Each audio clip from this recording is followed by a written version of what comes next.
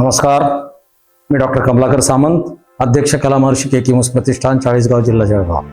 आपल्या सर्वांचे स्वागत करतो. आजच्या व्हिडिओमध्ये आपण जाणून घेऊया केकिंगच्या विजनवासातील आपल्या प्रियसीच्या वाट बघण्याची जी त्यांची पद्धत होती त्याबद्दल आपण जाणून घेऊया. हा जो काही बंगला आहे हा केकिंगचा वडिलोपार्जित बंगला. या बंगल्यामध्ये केकिमुस 1939 ते 1989 31 डिसेंबर पर्यंत बंदिस्त होते, स्वेच्छ आत्मकैदेत होते. स्वेच्छ आत्मकैदेत असताना रात्री पंजाब मेल पर्यंत पंजाब मेलच्या वेळेला ते आपल्या प्रियसीची वाट बघायचे. ते याच टेबलवर, ह्या टेबलवर 2 प्लेट त्यांनी सजवलेल्या असायच्या, कारण तिचं असं वचन होतं की will have a dinner together in Chalisgaon. She will follow, she will come and will have a dinner together in Chalisgaon. Please wait for मी.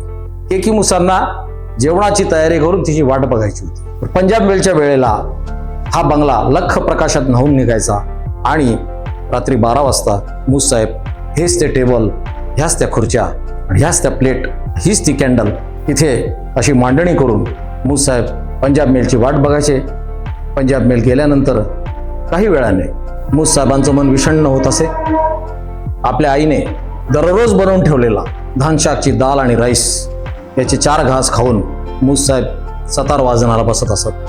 तुम्ही सतार का शिकले असं विचारल्यावर त्यांनी उत्तर दिलं की सतार हे पूर्ण वाद्य आहे, त्याला कोणाच्याही साथीची गरज लागत नाही आणि मला साथ द्यायला कोणी नसल्यामुळे मी सतार हे वाद्य निवडले.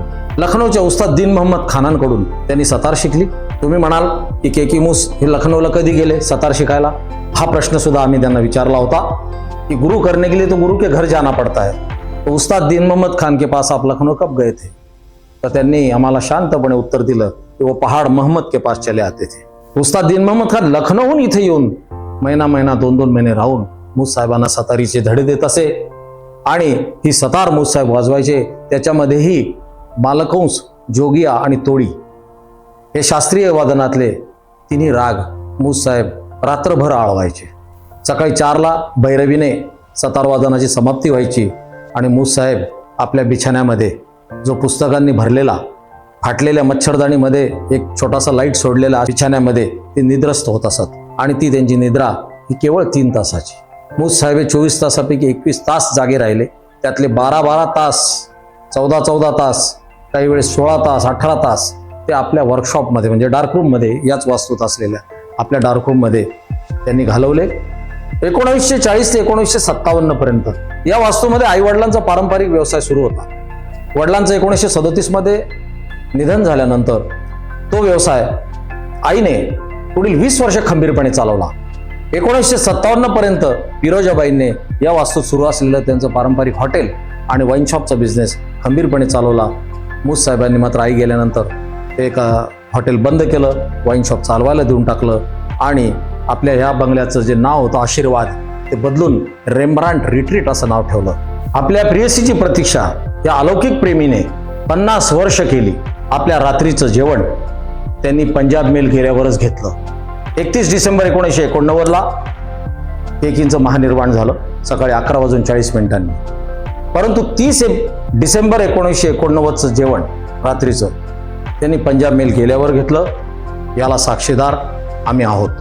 असा हा अलौकिक प्रेमी खरा व्हॅलेंटाईन आपल्या या खानदेशच्या भूमीमध्ये, या महाराष्ट्राच्या भूमीमध्ये जगून गेला आणि त्याचं अलौकिक असं जीवन अजूनही आपल्याला ज्ञात नाही. ते ज्ञात करण्याचं काम आपण या व्हिडिओच्या मार्फत तुमच्यापर्यंत पोहोचवण्यासाठी मला अत्यानंद होतोय. डार्करूम मधल्या जो वेळ होता मूस साहेबांचा, तो वेळ त्यांनी कसा घालवला, त्यात त्यांनी काय काय केलं, कोणत्या गोष्टींचा त्यांनी शोध लावला, त्यांनी विश्व कसं निर्माण केलं, या सगळ्या रंजक गोष्टी जाणून घेण्यासाठी आपल्या ह्या चॅनलचे पुढचे व्हिडिओज आपल्याला बघायचे आहेत. त्याआधी हे सगळे व्हिडिओज आणि आमचं चॅनल तुम्हाला सबस्क्राईब करायचं आहे, बेल आयकॉनचं बटन प्रेस करायचं आहे, ते मात्र विसरू नका. शेअर करा, लाईक करा. तर भेटूया दर्शक हो पुढच्या व्हिडिओमध्ये. नमस्कार.